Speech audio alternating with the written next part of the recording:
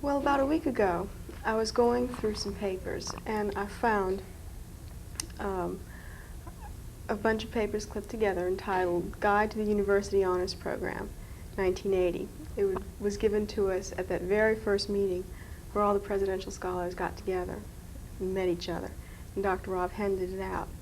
And I was rereading the first paragraph, and it talked about the honors program providing a forum for raising the thought-provoking, essential questions of existence.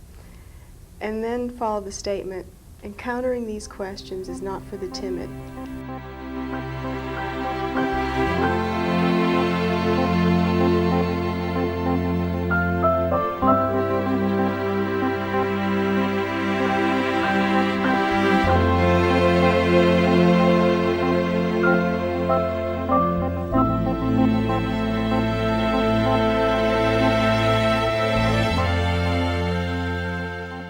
Early in 1980, Loyola University awarded 30 full presidential scholarships to academically gifted high school students. There was one condition. These students were required to complete, together as a single class, a rigorous classical humanities course curriculum, including history, epic literature, philosophy, religion, and sociology, in addition to their individual majors, in each semester of the 4 years, while maintaining a 3.3 grade point average. Failure would result in suspension of the scholarship. The ambitious program aimed to raise Loyola's academic standards, and in that, it was quite successful. Other goals, intended and not, were harder to quantify. 21 students completed the 4-year program, an attrition rate of just under 1/3. In the middle of the class's senior year, one of the students in the first class, the class of 1984, interviewed some of the student and faculty participants in the honors program.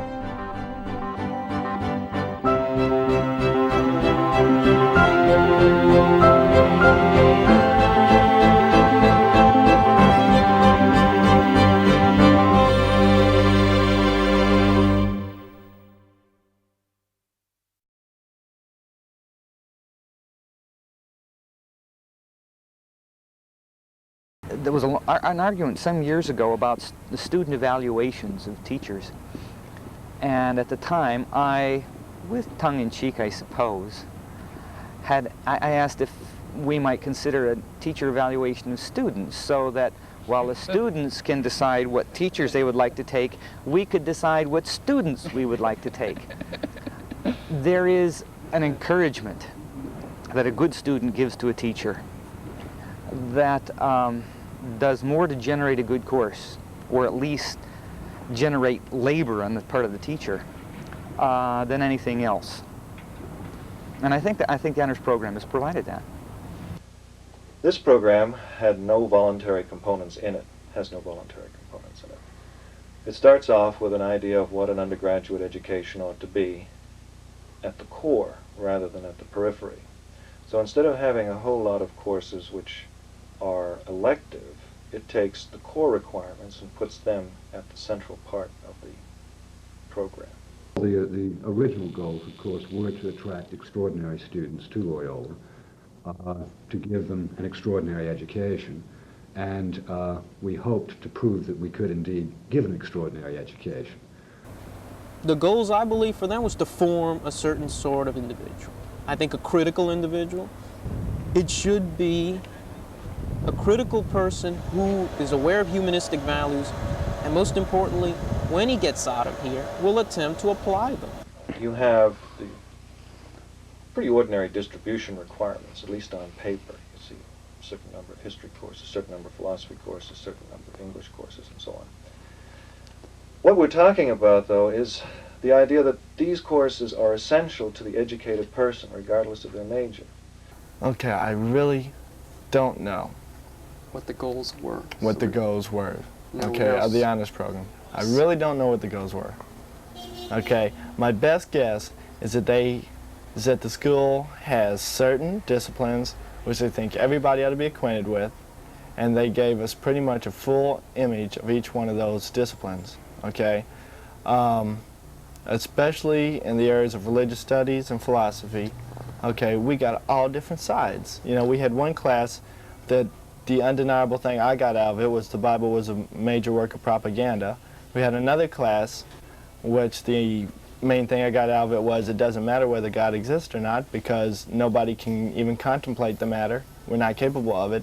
The purpose of the program is to provide a high-powered education within a challenging context, with, in a sense that would be commensurate with the university's goals and character, which means that we would be creating not just whiz kids, but well-educated, morally inclined citizens to leave Loyola and become leaders in the various communities and occupations that they would join. The real objective I had, that I hoped would be complementary to the program, was to attempt to introduce to the student, or provide the student with, what I would call philosophical self-consciousness. An attempt to provide a background within which he could begin to realize that some of the problems that we have today, some of the issues that we have today, some of the ideas that govern our thought today are far more complex, far more subtle than the ordinary person would think they were. Whether I accomplished that or not is another question. I think it's, as much as anything, a business deal. They pay a certain number of people to do a top quality job and to set the example for the rest of the university. With that, they can attract other students, and they can make as much money off of the program as they spent. I sometimes wonder if Loyola is getting its money's worth with me, because obviously they didn't just put us here for our benefit. They wanted to get something out of it. They wanted good graduates who are going to reflect well on the school. Well, I hope they're satisfied. Are you going to be a good graduate and reflect well on the school?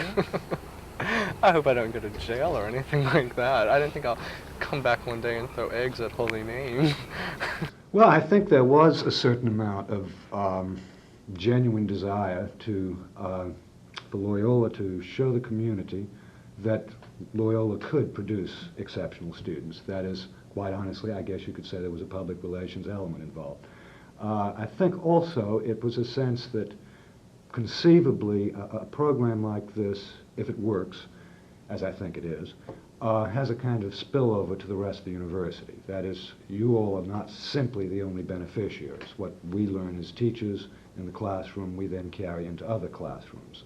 I think, as I perceive it at least, the goal of the program, besides providing Loyola with the type of program that will attract good students, I think the goal of the program is to provide as much of an opportunity within the area of liberal arts for those honors students as can possibly be provided. They have demonstrated either by their high school performance or their performance on examinations that they are capable of moving at a more rapid rate. And these are the type of people that can deal with stuff that is more demanding, let us say. They have the capability, and we want to make sure that capability is used. I can only imagine that those people who set out to direct the honors program the way it has been directed, at least during my 4 years, wanted people to take a closer look at the very extremely complex world that we live in, and to make considered judgments and make honest choices with the way they want to live their lives. Right, to for the first time, investigate critically a concept, an idea, no matter how serious, no matter how sincere that idea may be held, to investigate, to find out what are its implications on the one hand, what were its origins on the other, ideas about the very nature of life, the nature of reality. When we begin with an idea, we can, as a result of that, embrace all sorts of very practical consequences, all sorts of conclusions that we might otherwise find terribly wrong. We don't give the student the broad variety of courses he would get at a large university. The compensation is that we spend a lot of time thinking about them. We are pretty committed to the courses and the values these courses generate. What you find is a good, solid, almost classical education. If we threw in some Latin and Greek, you would probably have the basis of the old university. You are learning in the honors program the old verities. And does that mean that these old verities in quotation marks are so old that they're useless? No. How are they updated? They're updated through your major. Your major is supposed to be modern, unless of course you happen to be in classics or history. But your major is supposed to bring you in touch with the current affairs of the world, as it were. Whereas the common curriculum in the honors program, that is the whole honors program, will give you that core. And I'm not at all apologetic about using the word core curriculum. Give you the core upon which you can build into the future. We would hope that all of the Loyola students would go out and exercise Christian values, social values in society, be persons who contribute to this community and the American society. But we feel that these people who come to us who are already very gifted people have the possibility of being the leaders and the movers and the doers and the shakers of society, and it would be hoped that their natural talent coupled with this training would give them the ability to be of greater service in the community than perhaps some others who don't have the talent and haven't had the opportunity. Trying to provide the honor student with everything he can possibly handle and make use of. I remember one time in second semester Epic, when we read Huckleberry Finn, then we had to write a paper on it. I wrote a paper on it that blew me away. You know, I wrote that paper and realized what I had just written, and then I did more research than I did before I wrote the paper to make sure that nobody else had ever said before what I just said about that book. Okay? And it totally freaked me out that I could come up with something so insightful, that was so insightful and so original. I was telling Dr. Rob about it right after it happened, and he said that's what the honors program's all about.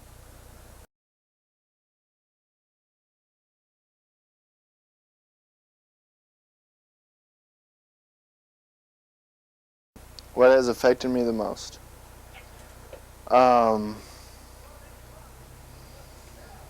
Gravity's Rainbow, okay, taught me not to worry about anything. That's probably the one thing that affected me the most, right out there from freshman year. Gravity's Rainbow told me the whole world's hopeless, so why worry? And it did that in a really convincing way, and I used to think too much. You know, I used to have a big thing where I would think too much and get myself a little bit worried about things. Freshman year, I was on Dr. Rob's back all the time, like saying, you know, how can all this work out, all that kind of thing. And I finally calmed down after reading Gravity's Rainbow through for the second time straight, because it's like, the book taught me not to worry. It's all hopeless, so why worry? And I thought that was great. It's difficult to articulate in a situation like this, but I can tell you, sitting in Dr. Watson's class, during the Heidegger and Nietzsche sessions, I would be mesmerized. It would just, as you say, shake me to the core. And leaving it was always a very strange experience. It was like coming out of a film almost. It is exposure to an entirely different way of looking at things. I think it was good that they taught us to question things and to be somewhat anti-dogmatic. The only problem is that right now I feel like I need something to believe, and I just can't find anything anymore to believe. And current philosophy doesn't give me anything. Just feel kind of left out. The great bonus of the program was that it strengthened that ideology, as opposed to tearing it to shreds. It even expanded it to the point of almost hopelessness, because it shed so much light on what I was thinking and what I was feeling. It's taught me patience, a little more understanding. I do think because of the program I'm more aware of the people less fortunate than I am, and I think I've been made, this may be all in my imagination, but I think I'm made to feel somewhat guilty about it. The fact that there are poor and starving. But the problem is I haven't,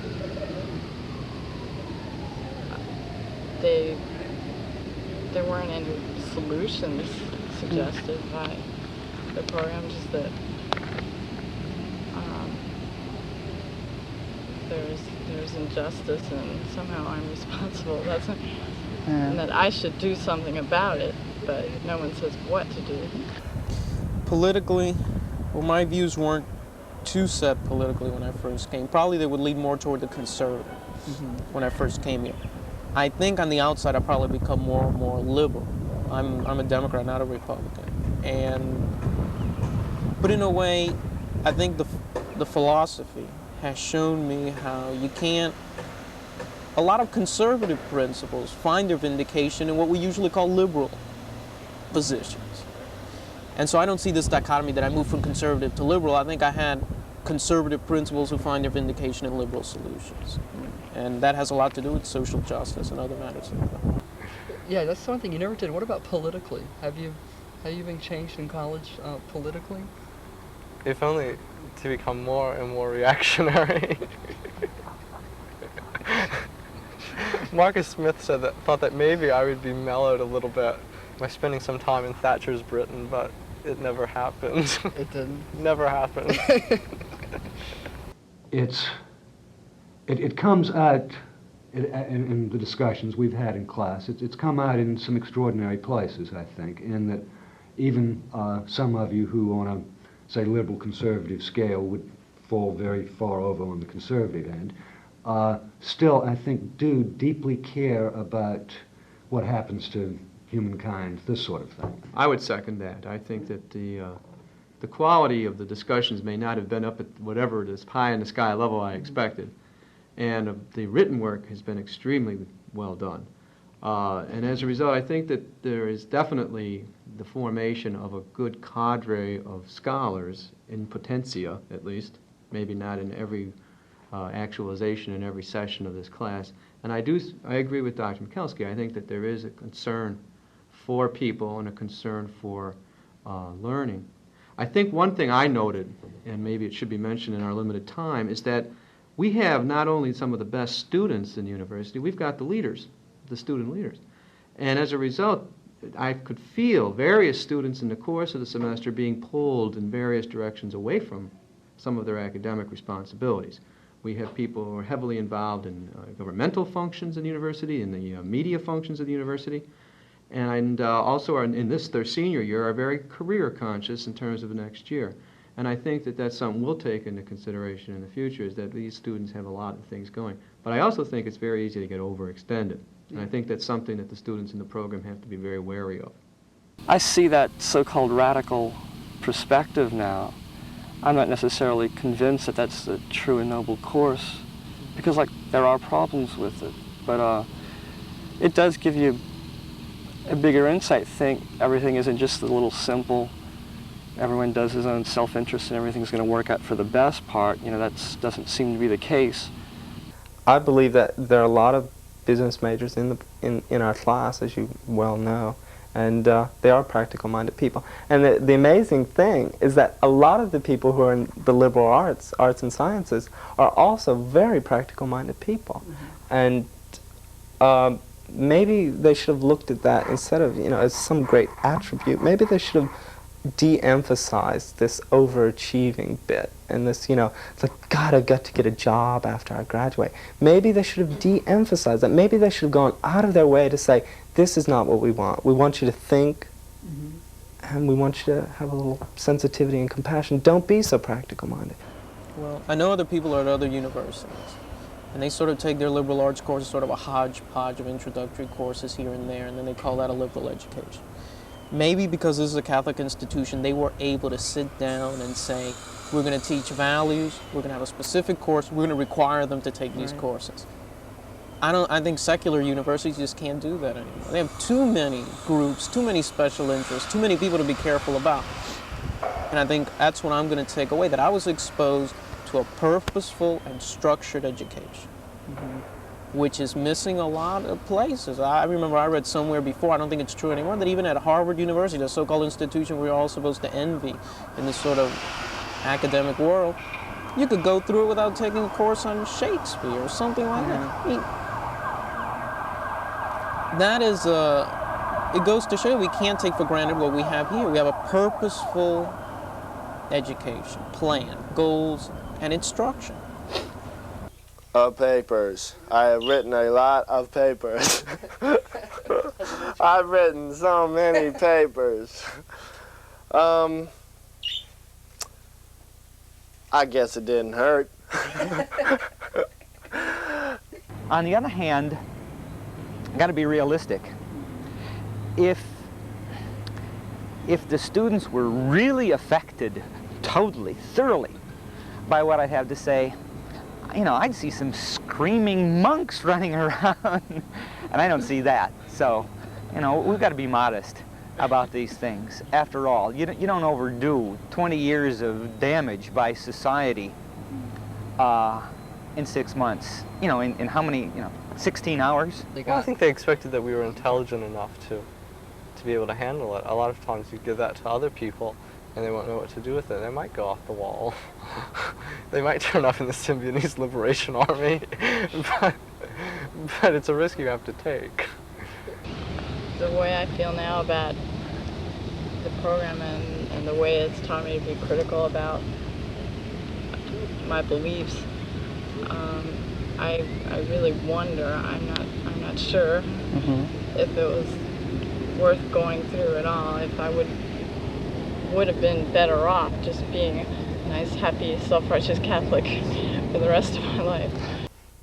They have opened up our minds. I think they've done that quite well, not expressly, but they have done it. And I think a lot of the kids in the program are upset about a lot of things we've learned. You know, they're all walking around, you know, God, there's no hope for humanity and stuff like that, which I've heard a lot. But well, I think it was good that they did that, and I'm glad they did. Looking back, I think I might have been happier somewhere else and not being forced to take and spend a lot of time in some course that I would rather not have taken, that I would probably have dropped if I had a choice. The stuff that shocked me, okay, that was so good, that came out of the honors program that I wanted to tell everybody about, a lot of that is dangerous stuff. And that people who grew up in the times and are as old as, say, my parents, it would just alienate them when I go home and tell them that stuff, okay? No matter how much I tell them how we figured it out and how we reasoned it out, or how whoever reasoned it out and how really valid this point seems to be, they just say, you're crazy. Don't ever tell me that again, okay? So, yeah. So a lot in the honors program, a lot of the best stuff has a problem in that it alienates you from people you're close to. That's good or bad? That's bad. Bad? Yeah, that's bad. Okay, maybe. I think it's bad. Okay, I think it's real bad because what's the point of knowing all that stuff if it's going to make you lonely? Okay? I'm not a person who gets lonely easy, but I don't like to alienate people either. And you end up with the choice of either hiding it from them or alienating them. I came in from high school, and I didn't know really what to major. There was really nothing in the humanities that really attracted me. I got the impression that a lot of the stuff was BS most of the time. You know, people were here talking, making up all kind of jargon and terms and all that. So I said, let me go into the business school where I can get something practical, because all these people are just arrogant and they don't really know what they're talking about. But taking the philosophy, especially the metaphysics course, I remember, because we read the primary sources, I saw something that attracted me and that struck a chord with me. After that, I double majored in philosophy. So it was a big effect on me personally. Yeah. And as far as a liberal education not being of much practical use, well, they're absolutely right. Practically speaking, I guess I'm almost incapable of earning a living right now. But I firmly believe that one should go to college to be educated, not to be trained. And if all you get out of a college education is a training in a specific skill, you've wasted your time, your money, and the university's time as well. That's interesting because one of the biggest bones of contention for me has been that I am a business student. And believe it or not, the honors program has been the best part of my education. I really believe that. The honors program tries to make itself your life. Not just your major, it tries to make itself your life. And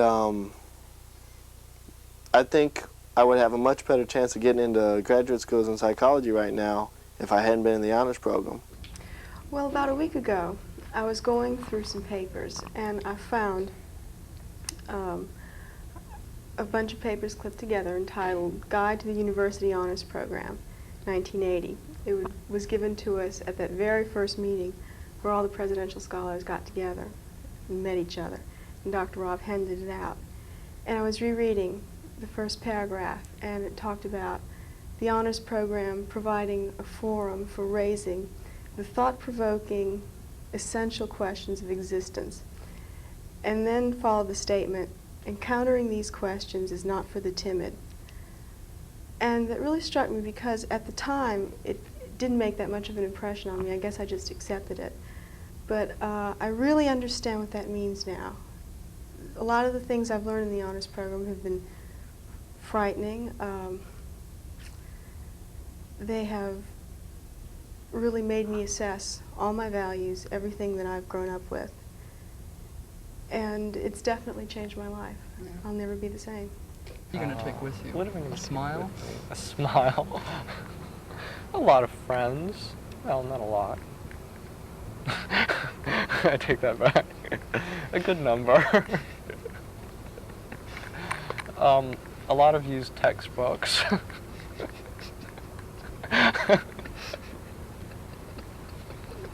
A lot of abilities and a deep and abiding interest in a number of topics that have been taught me that will never go away, I don't think.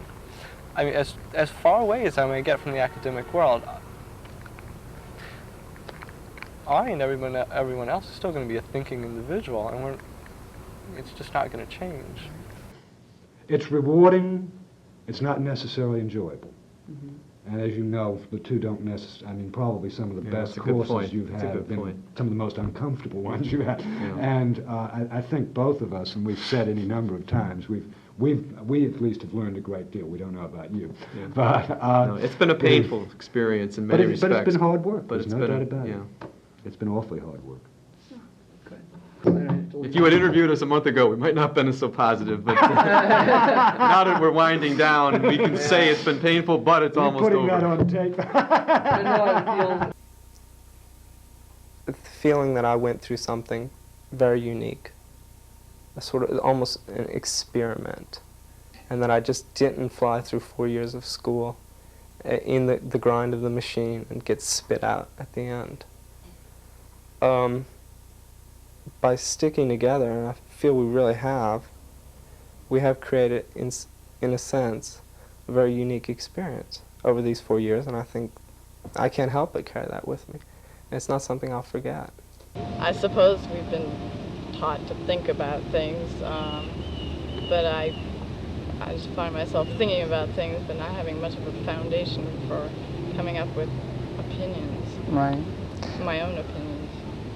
Oh, certainly. It showed me all the questions. To which there are no answers. To which there are no answers. I'm much more goofier and crazier in my personality now, okay? Almost totally, because, well, the frat I'm in is it's a, person-building thing, it really builds up your personality, really gets you to express yourself. But the honors program does that too, especially with all these wild ideas that come out of it that nobody else ever hears of. Okay, and those ideas I was talking about, like, that alienate you. And those wild and crazy ideas, a lot of them I felt already, okay? Whatever conclusions I drew from them, I had already. It's just when I would feel that way about things before, I could never defend myself on them. okay? And now I've got plenty of ammunition. Okay, let me...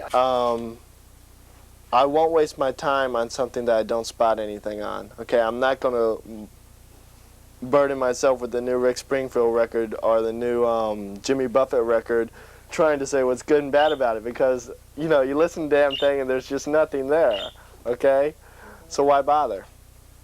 And I think that's my attitude in general now. If there's nothing there, why bother with it? Why bother to judge anything? We live in an anti-intellectual society, and I believe we have had some really radical philosophy classes, and it does shake us up, and we do question things which are traditional and things which bind our society together. But I think that's one of the good points of the curriculum. I think that's the best thing they could ever do. It so much makes you feel like at those moments that you are talking about something very serious. And you are human. You are striving for the ultimate in knowledge. You are questioning. And in that sense, it makes you feel alive. And for an intelligent person, I think that's very important. You don't want to feel dead. You don't want to feel dictated to.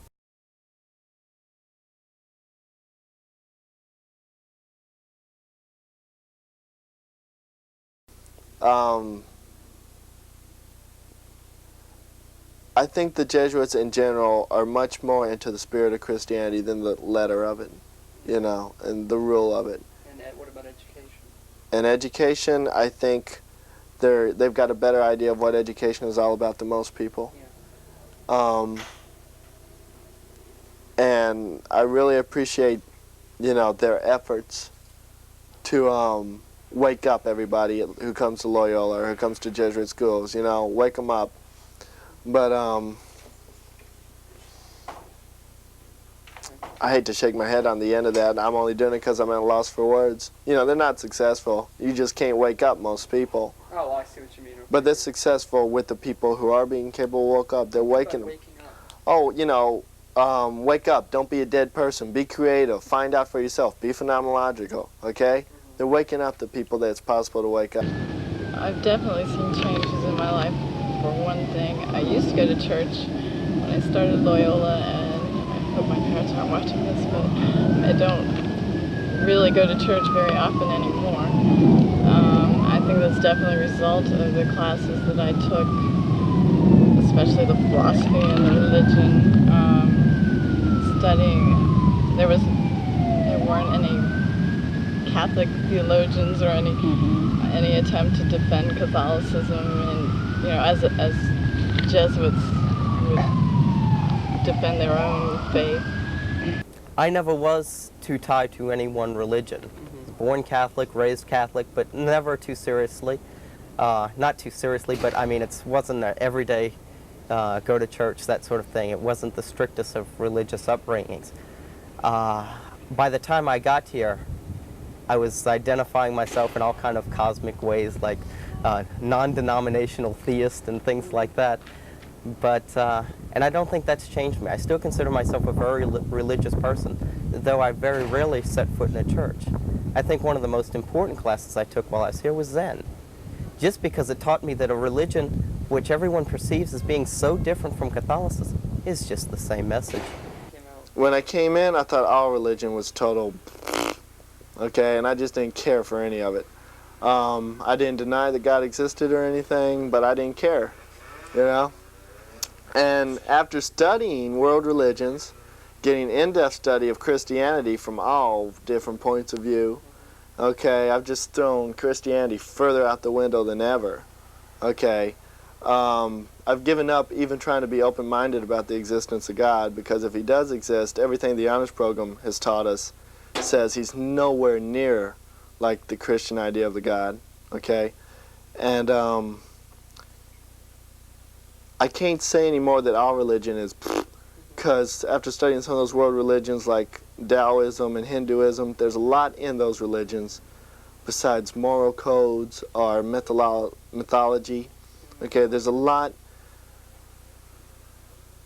that people who are really into those religions, I think those religions could do them a lot of good in terms of general psychological health, you know? And it's more than just a security blanket with those two religions. Religion and philosophy? No, it's like, you know, for all I know, my conclusions, as apathetic as they are, okay, that came out of all this, are not any more valid than somebody who studies everything we have and ends up being a priest. Okay? I don't think it's strange at all. Okay, because I think if it's really possible to study all this stuff and it increases your faith in Christianity, then you're going to be a real good Christian.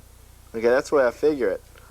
And I think that's the price you pay. It's like a pledge season for a fraternity, okay? You get out of it what you put into it. If you put a lot into it, you know, if you really have to struggle to get to where you are, you're going to be more solid where you are. So whatever way you turn out, it's for the best, okay? You're going to be a lot... You mean the increased eclectic? Yeah, increased exposure to it all. Okay, it's a lot better than some priest who just accepted everything the Catholic Church streamed up in the Middle Ages, you know? Yeah. And so I don't find that strange at all, because not everybody comes to the same conclusions I do. I'm not a Catholic because mainly because of the classes, because of the relativism that has come across from studying so many different philosophers, and we've been taught to see things in a sort of a completely historical perspective, and Catholicism is past its prime now, according to all. If being exposed to different points of view erodes any idealism, I would question the foundation on which the idealism was based. Because if you're going to go through your life without being challenged, it seems like a very shallow faith you're talking about. Because if it withstands the challenge, then I think it's pretty strong. You're on a strong basis. But if it's just going to be shattered just by a semester or so, I would hardly think you were really all that confirmed to begin with. I definitely feel I've been robbed of the security of something that I hadn't questioned before I came here, and although I do feel it was good to question, I just wish I could find something to replace it. That can be a major problem in a Catholic university. It's the problem which comes up between the idea of a university, inasmuch as it's conceived by many as a value-free institution which is there simply to communicate the facts, whatever they may be, and on the other hand, a religiously oriented university which is there to communicate a system of values. I think in the ideal Catholic institution, which I hope Loyola would approximate, that you would like to present both sides of as many questions as possible, and that the student would be free to choose one or the other. If the system of Christian values is presented, and is presented cogently by the faculty, then the student has the ability to choose, and we cannot take away from the students that ability to choose. I think that the academic is not the only component of that type of education, that the academic presentation of values has to be in a Catholic institution supplemented by the campus ministry aspect, which is going to be available to students. I think that the ideal has to be that we present the values to the students, and we present them in a fashion that this is what Loyola University is convinced of as the truth. However, there are other positions, and these positions are presented in as favorable a light as possible. I think the danger, of course, can be, and this can be remedied, that we can become a secularized institution, and that many of our teachers do not really care about these Christian values, and that therefore in their classes they are presenting to the students a system of values which can be, or they would present them as saying, this is just as good as Christianity. We don't know which one is right or which one is wrong. It's up to you to make up your mind. And I think that type of thing in a Catholic institution can be deleterious to the student's belief in these values, especially if that person happens to be a figure who could be taken as an ideal, or a figure who is a a role model, and so forth. But I think if there is a balance in the program, and that you do have persons who are committed to these values, and quite a few of them, if you have some people who perhaps are not committed to these values, I don't think that's an ideal situation, but I think it's existential, and perhaps some of the people that are opposed to the values. As long as the latter two are not predominant in the program, then I think the program has done enough to present to the student the options, and then the student, of course, has to take these options. People who find that their faith is eroded outside of a situation like that, if that's the situation, I think it can be remedied. The ideal situation, I think, where the values are presented, and presented as the values of Loyola University, which are to be embraced, and which are considered to be the type of things that a student should live by. If a student then finds that their faith commitment is eroded, it's just possible that student should examine that faith commitment and see on which bases it is laid. Is it purely on a basis of authoritarianism, namely somebody tells me that and I accept this uncritically? If so, I think the learning experience in the institution is to counter that. On the other hand, a person has to learn, not only in religion but in everything, that you're not going to get absolute certitude, and that one has to go with the possibilities or with the probabilities. And it's hoped that Loyola University will present the Christian position in such a fashion that it is at least a probable position. Mm-hmm. Well, it's not so much just being exposed to many philosophies and religions, but I don't feel that any attempt was made even to give Catholicism equal time, at least. I don't think there should be any kind of dogmatic approach to teaching Catholicism, but I don't think they even... I wonder how the Jesuits themselves can be Catholics and still, knowing, having taken all and studied all the philosophy and religion that they taught us. I don't understand how they justify their own faith. It could be disturbing if you go in with having some beliefs and then having them challenged and realize that I really don't know what it's all about, and it could be very disturbing. And I guess a lot of people don't want to be disturbed. It can be painful when you consider all your cherished ideals are being really challenged, and challenged fairly effectively. Well, about religion, I think you get a wider conception of religion.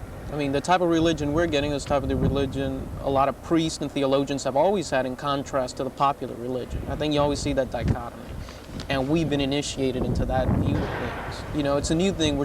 I think you can still be religious, but after going through this, you can't expect your religious viewpoint to be anything like the person, out on the street who didn't have this experience. Right. And I think it's nothing new, because I think if a lot of people, theologians and priests, get the same sort of experience too, and they're still functioning within formal religious structures. So I think we can too if we choose to take that option. I think that if I've changed religiously, it was because of the experiences that I had last year when I did a lot of theology abroad. The theology that they gave us at Loyola was so wimpy. It was so... What do you mean wimpy? Well, we learned about other religions in Dr. Gaffney's class, but we didn't do anything specifically Christian. We did a lot of essays on Christian... Well, we did do essays on Christian theology towards the end, but we didn't really learn the basics of Christian theology. We never read Augustine. I don't think they'd ever think of giving anybody St. Augustine to read at Loyola, or Thomas Aquinas. They're just too dogmatic, I suppose they think. Is that good for, I don't think do you agree with that? No, it's ridiculous, because if they want to give us the big picture, well, why don't they give us the big picture from the beginning? I mean, this is really the big picture. Augustine was just the man who started it. Well, not who started it all, but he was one of the major one of the biggest, one of the church fathers. How can you ignore that when you're trying to give somebody Christian education and say this is the way it is without trying to see how it got that way? Right. There was really so little historical perspective in theology that we did. It was really unfortunate. Yeah, that was one of the. And I'm really happy now that I can, that I might go home and read some of St. Augustine because it's very beautiful. I think the Confessions is one of the most beautiful books that's ever been written, and I wonder if anybody at Loyola has ever read it, which is just too bad. It's very, very beautiful. How can they say that they're giving us a big picture when they miss something as big as that? You go to the library and God, his books take up more space than the works of St. Augustine. Why do you think they are passing that up? I have no idea. Because you're right. I would really like to know. I've never even heard his name mentioned in one religious studies class. I would really, really like to know. In light of the fact that we read both of Niebuhr's books. Yeah, who is Reinhold Niebuhr? I've never heard of the man. And what did he talk about? The gas crisis? The oil embargo? What does that have to do with the Trinity? You're asking two questions. First, you're asking, is there a conflict? And secondly, you're asking, is that a problem? First, is there a conflict? Absolutely yes, there's a conflict. Thought operates by dividing to begin with. The only way to eliminate conflict is to simply not think. Again, to take an idea and hang on to it dogmatically, without any type of subtle changes or reflective, critical reflection whatsoever. Is that a problem? Well, I don't know. It depends on to whom we're talking.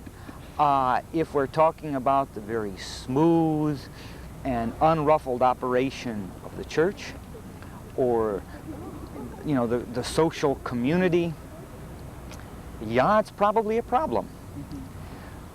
If we mean, is it a problem for a student who is taking a course, doing some studies for, say, a semester's time, and then all of a sudden drops them and goes on to something else? Well, yeah, that's a more serious problem, I think. We operate our education, even the honors program, a little bit in the way that you operate your catalog purchases from J.C. Penney's. You go to the catalog and you order one and you get it and you have it, and it's not connected with any other order, any other commodity.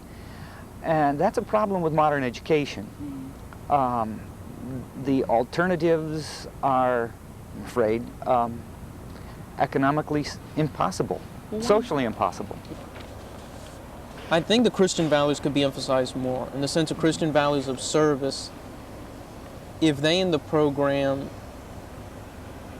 attempt to integrate the courses more, integrate them, and to see what is the use of knowing all this. It's obviously to go out in the community and do it.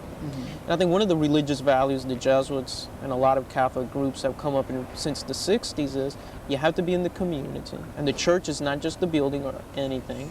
We have to be in the community and address social needs and social problems. Right. Being a Catholic in a Jesuit school, there are other kinds of values which are fairly explicit. Now, you can say, well, gee, aren't you being sort of sectarian when you drag out this Catholic business and this Jesuit business? No, I don't think so.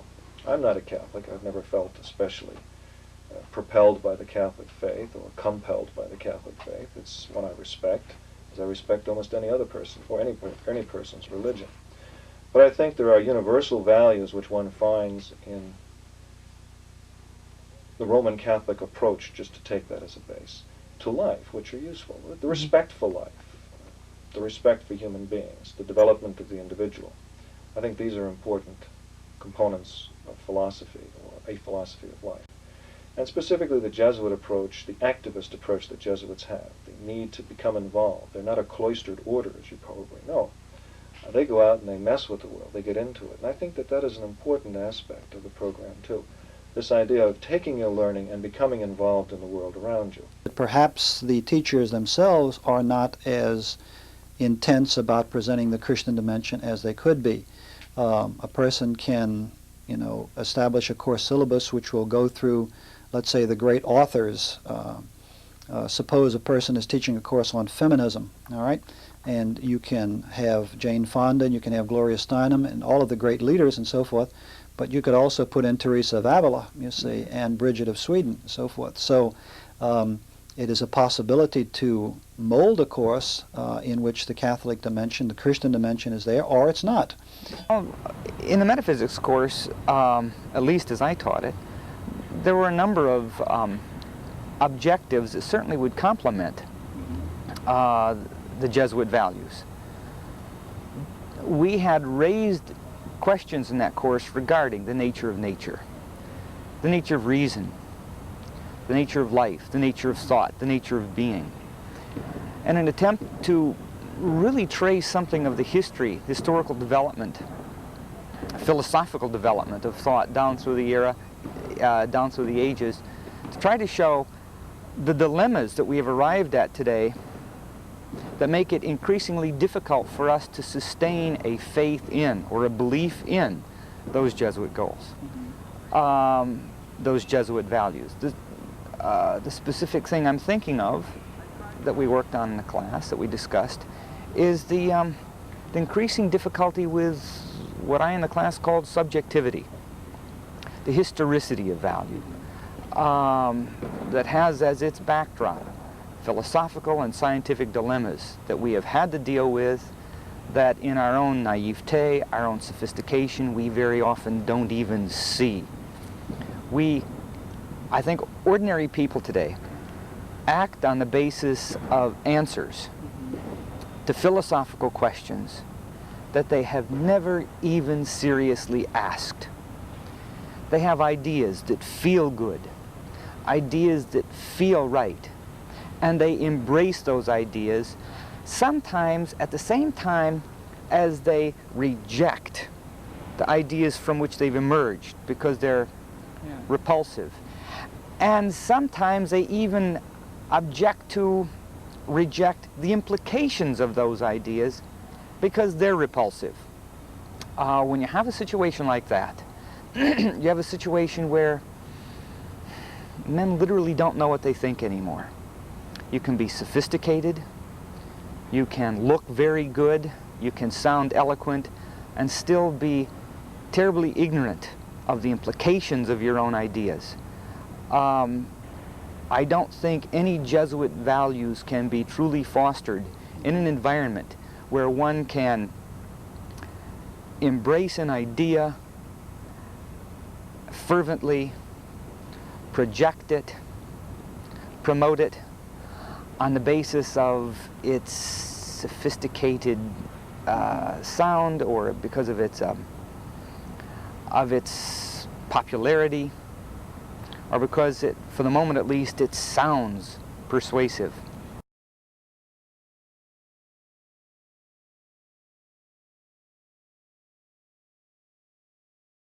Make predictions. I'm going to be a clinical psychologist specializing in couple and family counseling. Okay, that is if I don't end up in a rock and roll band somewhere. Okay, might be very likely to. Okay, as soon as I finish learning how to play the guitar. What I think I'll value most from the program 10 years from now or in the future, I feel more curious. I feel like exploring more, reading more, studying more, analyzing and thinking about it a lot more. So perhaps that'll help me. Perhaps you should do this 10 years from now and find out. My future is very much up in the air right now. Mm-hmm.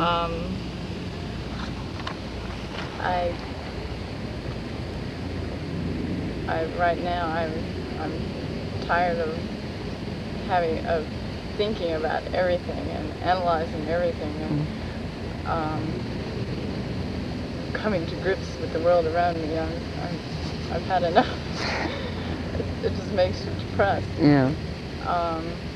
So I think I'd just like to live for a while. What are you? Normal person. I have no fears or anxieties about the future. I don't know specifically what I'm going to do to make a living or whether or not I will be successful in societal terms. I do plan to be very happy, though. I generally make the most of whatever situation I'm put into, and I have no real fear of whether or not I will be successful. That really doesn't matter too much to me. I define success in terms of happiness, and I have very definite plans about being happy. I think you could expect a couple of years from now find me happily married and struggling. Doing what? I would like to start out somewhere in the publishing field, either writing or working on a staff, editing material, or something along those lines. Eventually, I would like to get into publishing. Any dreams or goals that you want to fulfill? I've always got various projects going, but I think right now the biggest thing I'm looking forward to is attempting to establish a magazine. What do you see when you leave Loyola, and what do you see as your future, first of all? What are you going to be doing 5, 10, 25 years from now? Do you have anything that you want to do or that you want to accomplish? No. I can't think of anything. I'm sorry to say.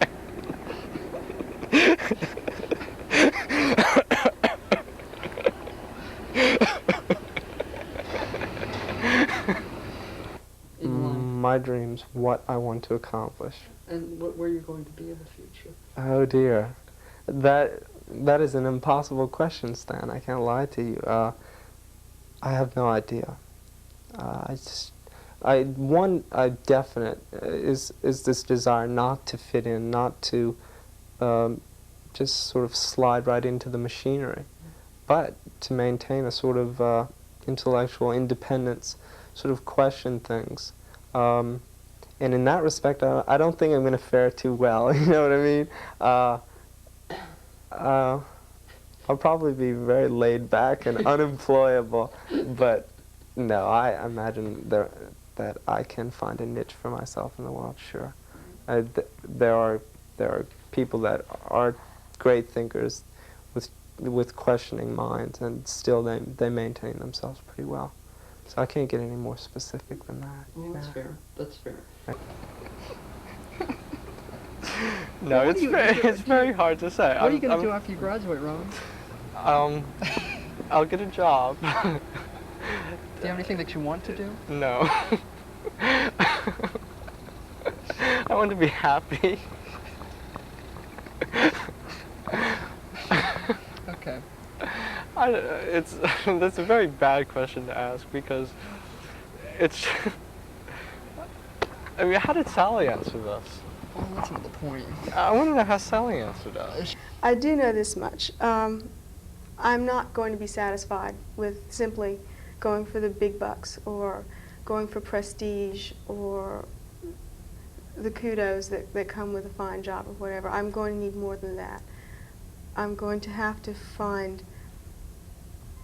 a value in my existence, no matter what it is I do. And at this point, as far as a career goes, I just don't know, but I feel there are a lot of possibilities, and I don't want to feel pressured about choosing any one particular thing. Do you have anything that you want to do? Do you have anything that you want to accomplish, or anything that you want to do? Anything major? Yeah. Like win the Nobel Prize for something? Dreams? Well, maybe, I don't know, find some buried Greek scrolls and translate them or something. That would be very nice. Yeah, I'd Do like you want to move to the Aegean, Robbie? What do you want to do? What do I want to do? I want to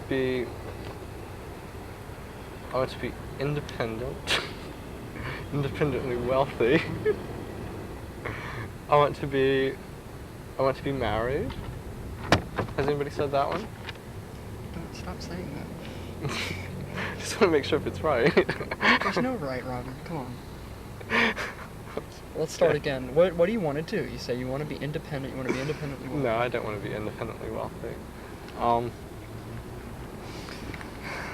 I have very low goals, I suppose, and maybe that's because I've just gotten really sick of the whole business of life as it's been presented to me at Loyola. It just gets very tiresome, and right now, all I want to do is leave. I'm just writing this all out. You know, life in general, I'm just writing it out. I've got a girl that I'd really like to make things work out with, okay, on a nice mellow level. Don't have time to make it work out yet, you know, we're just putting everything on a back burner. I think I could be perfectly happy making a living as a psychologist someday, and I'd like to get that on with, you know. I'm not looking forward to all the years of graduate school ahead of me. I'd like to get on with that. To tell you the truth, though, the thing I think, you know, this springs directly out of the honors program and all, the whole creativity bit. Sometimes I think I should have gone to art school. Only coming in here, I had no ideas of art or going into art school or anything. But it seems nowadays the only times when I feel like I'm being myself is when I'm being creative or being the most myself, okay? And so now I try to turn everything into some kind of creative event, even all the stupid papers I have to write now. It doesn't always work, it doesn't always make me satisfied, but I guess I'm just going to try and have as creative a life as I can. I like that. I'm going to be a farmer. Do you really? I do. Where? I really do. I want to be a farmer in the southwestern part of the state. Which is very strange, I know. I suppose academia is not entering your mind. And maybe after about 3 years, I'll get thoroughly sick of it. Maybe not even that long. And I'll come running back to Loyola and say, or some other graduate school, and I'll say, give me my advanced degree. I can't do anything else but teach.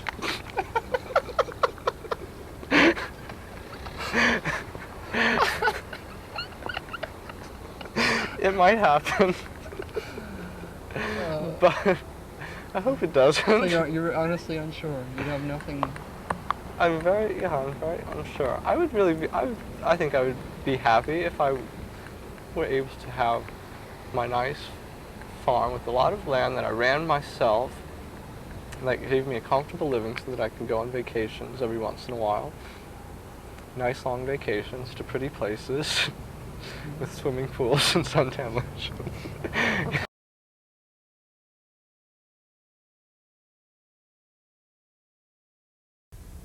The bottom line for me in the honors program is that most people who come here, I would guess, have been in the position of being the brain in their high school or whatever.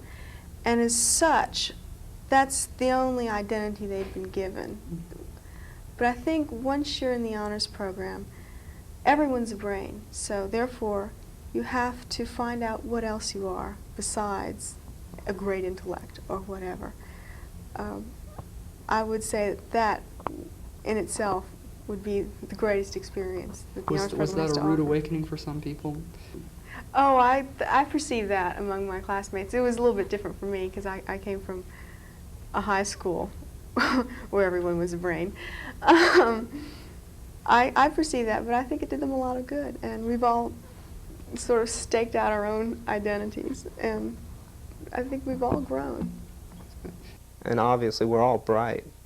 I still believe that with a few exceptions, but You know, I do a lot of woodworking at home and that, and I know how easy it is to drive a nail through a piece of wood that I've just gotten back from the lumber yard, but when I try to go up in the attic and drive a nail through those joists that have been up there for 20 years, it's like driving a nail through a rock, even though it's supposedly the same stuff. It's solidified.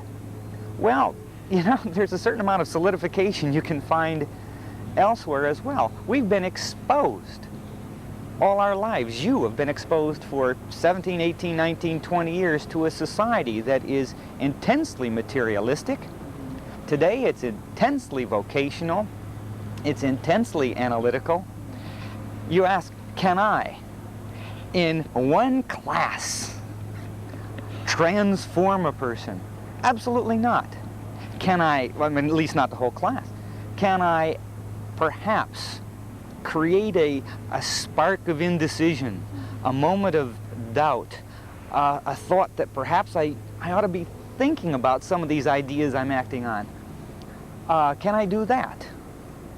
Yeah, I suppose on a few occasions I can. Will the students that I've done this to, will they suddenly go out and radically transform the world or become world transformers themselves? Well, that's pretty grandiose. I don't think anything like that's ever going to happen. Well, that it gives you a background that enables you to approach the world with more self-confidence than you probably would. Mm-hmm. There's so much information out there. There's so many people, there's so many experts that it's easy to feel overwhelmed by everything that's being said and quoted and researched and argued about, and we have so many problems. It's very easy to become cynical, very easy to become pessimistic, because there's so much information that you feel lost in. But with a program that gives you a critical and philosophical perspective, you understand that quality has to come before quantity. And although they have all kinds of research, all kinds of information, that does not necessarily mean that they're getting closer to the truth. So it gives you a more hopeful perspective. As far as evaluating that you can come in and say, okay, a lot of this is bunk for the following reasons, which I have carefully thought out. And therefore, it's not as bad as you make it out to be. There are solutions and approaches that you, although you call yourself an expert, have not considered. I think it is money well spent for two reasons. I think that these persons who are academically quite gifted or have a chance to get an education at an institution which does have values. And I think, secondly, that these people, even if they don't, fulfill exactly the standards which we'd like to have for them, are going to be leaders in the community. And I think that they will be a credit to Loyola University when they get into the community. Well, my personal experience, I'm in the business school. I think a liberal person is a sort of person who is not necessarily in a department with a label, compartmentalized, but is the person who can be comfortable with a certain amount of ambiguity and be able to discriminate between different circumstances. A lot of people still have that dichotomy, that the business school and people going into sort of more vocational areas are somehow in a sort of degenerate realm, sort of money grubbing, sort of in it. And I think that's simply going to perpetuate the problem and not solve it. A person, after seeing all these thinkers through the primary sources, wants to resolve problems. If he wants to resolve problems, he understands he's got to overturn old ways of doing things, simplistic ways of splitting up people and categorizing them. I'm a double major in business and philosophy. I see no conflict with that. I see myself in two different worlds many times, different sorts of teachers, different sorts of personalities and students, but I see it as just as a world just as relevant and just as real. And if you go in this sort of split between, two realms, here am I with my high ideals, and here's, well, so-and-so's just coming here to night school or for something just to learn accounting and sort of so he can move up in his little company. And looking down at those people, I think the whole liberal education is a failure. That philosophy just doesn't belong in a classroom. In a classroom, it's going to die. It belongs out there with real problems and real questions. You didn't remember from the metaphysics course. We are in the real world. You go out into the world of illusions and shadows. You forgot. Yeah, I did. I'm not one of them, I guess.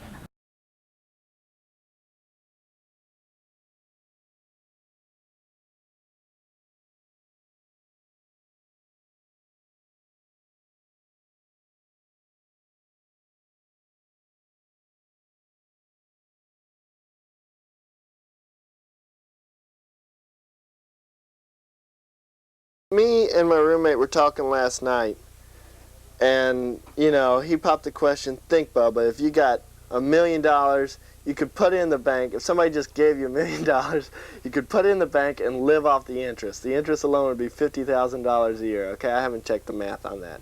If that happened to me, okay, I would just lay back, keep living this kind of life, okay, just as cheaply as possible so that money would last. And I think the thing I would do is maybe even pursue some kind of musical career. Okay? But there's no chance of that in reality. Yeah, what's going to happen? Well, In reality? Yeah, not the $1 million dream. Not the $1 million dream. Well, that's, you know, if you want to get right down bottom, that's what I would want the most, okay?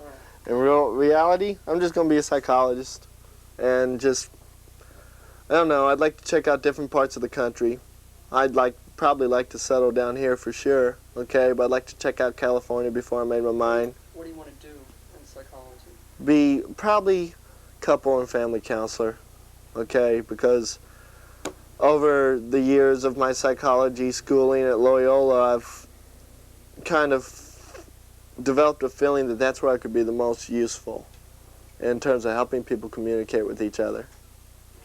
And so that's what I'm working toward right now, I think. What do you hope for the $1 million? I always hope for the $1 million.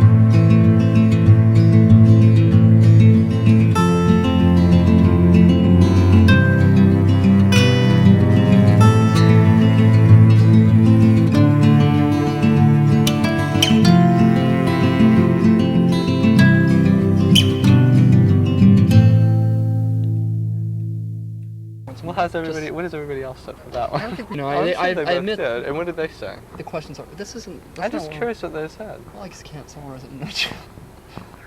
All right. Yes. I have established friendships that will last.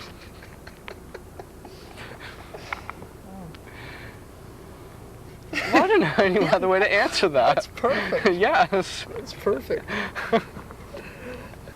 So I think there's a lot more that can be done with the cultural aspect. Okay, I think it's a real good concept, but all those symphonies and all those operas, I mean, that's all we did for years. Wine tasting.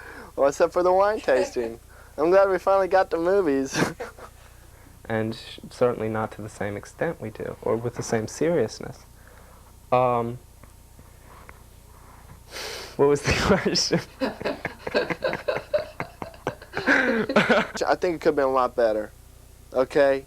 It's like, I can't believe that when the Kinks finally got themselves revitalized and they came right to New Orleans, we didn't go see them, okay? Because the Kinks are like major, they've always been major pace setters in music, okay, ever since they've been around. That really shocked me when we didn't, nobody even considered it. If there's anything else that you would like to add that we haven't touched upon. No, not that I can think of. Is it okay? Is it? I'm just, you know. Well, what have other people said for this? I just want to get some ideas, Stan. Oh boy. I'm sorry if I'm not taking this seriously enough. I wish you would take it more seriously. Do you? It's not all bad, is it? No, it's good. It's interesting. I thought the line about coming back and being a teacher was pretty funny. Yeah, that was very funny. It was very funny. Because, as I said before last week when we tried this the first time, as I said, okay, no good? Why not? I think you ought to include all this in the film, okay? That's the way I would edit it, but what was I thinking?